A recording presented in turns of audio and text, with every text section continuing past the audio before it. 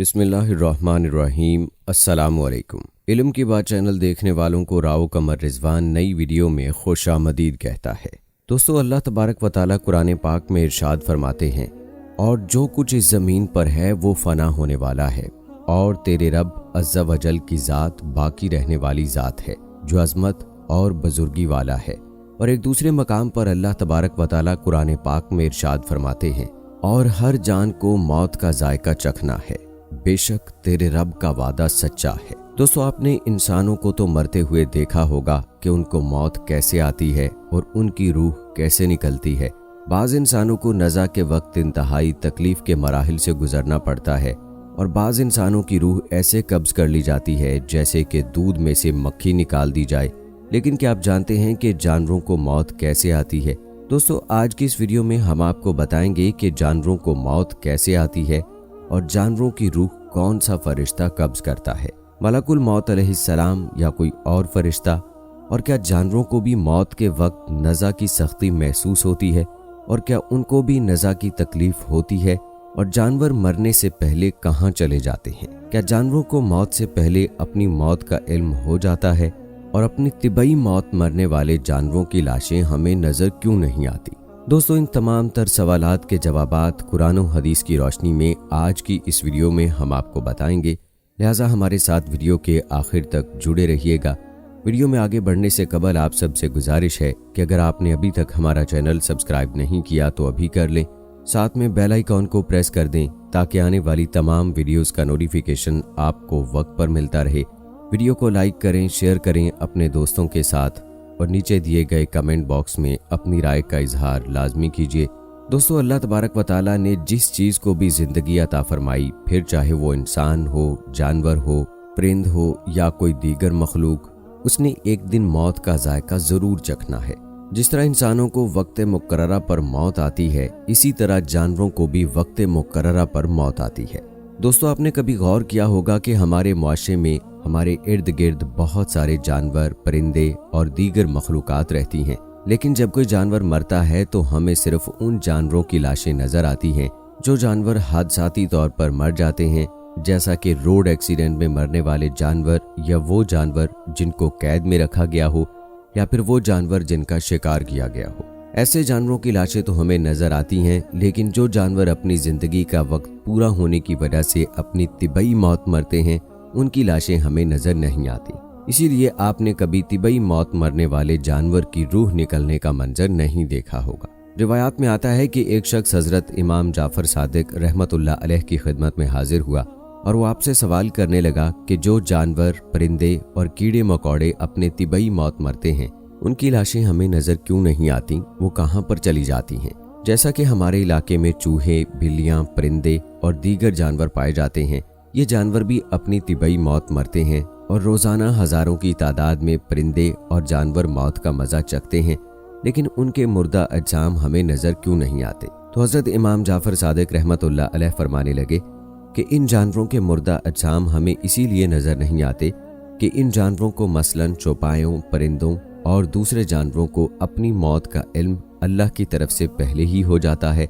ये जानवर वक्त मुकर्ररा से पहले पहले पहाड़ों की गारों, कुओं, दरख्तों के खोखले तनों और ज़मीन के सुराखों या गहरे गड्ढों में जाकर बैठ जाते हैं, और वहीं पर उनको मौत आती है।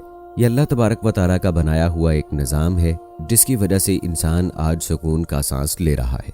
अगर बाकी जानवरों को छोड़कर सिर्फ परिंदों की मौत का हिसाब लगाया जाए तो पूरी दुनिया के अंदर 700 अरब परिंदे रहते हैं। अगर ये परिंदे सरेआम लोगों के सामने मरते तो इंसानों के लिए ज़मीन पर कदम रखने की जगह ना होती, और इनके मुर्दा जिस्म गंदगी और बेशुमार बीमारियों का सबब बनते। दोस्तों, ये तो सिर्फ परिंदों की बात है जो अल्लाह तबारक व तआला की उड़ने वाली मखलूक है, और जो अल्लाह तबारक व तआला ने बेशुमार मखलूकात को पैदा किया जो हमारी इस रूए ज़मीन पर रहती हैं।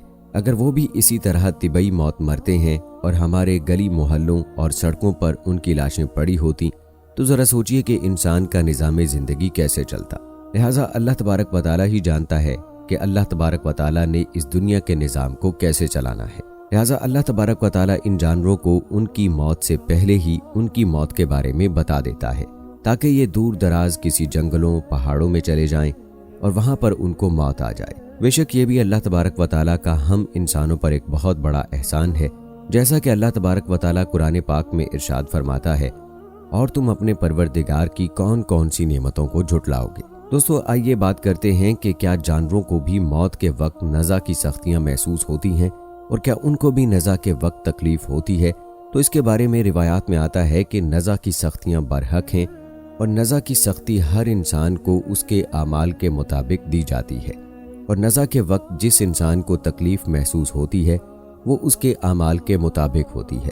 اگر تو کوئی نیک انسان ہو، اس کو نزع کے وقت بہت ہی کم تکلیف محسوس ہوتی ہے، اور اگر کوئی گناہ گار انسان ہو تو اس کی روح تڑپا تڑپا کر قبض کی جاتی ہے۔ لیکن پرندے اور جانور تو اعمال کے مکلف نہیں، ان پر نزع کی سختی تو طاری ہوتی ہے، لیکن وہ کس نوعیت کی ہوتی ہے یہ صرف اللہ تبارک و تعالیٰ ہی جانتا ہے۔ دوستو اب بات کرتے ہیں کہ جانوروں کی روح کون قبض کرتا ہے، ملک الموت علیہ السلام یا کوئی اور فرشتہ، یا پھر ان کی زندگی کسی اور طریقے سے ختم ہوتی ہے؟ تو اس کے متعلق مختلف روایات ملتی ہیں۔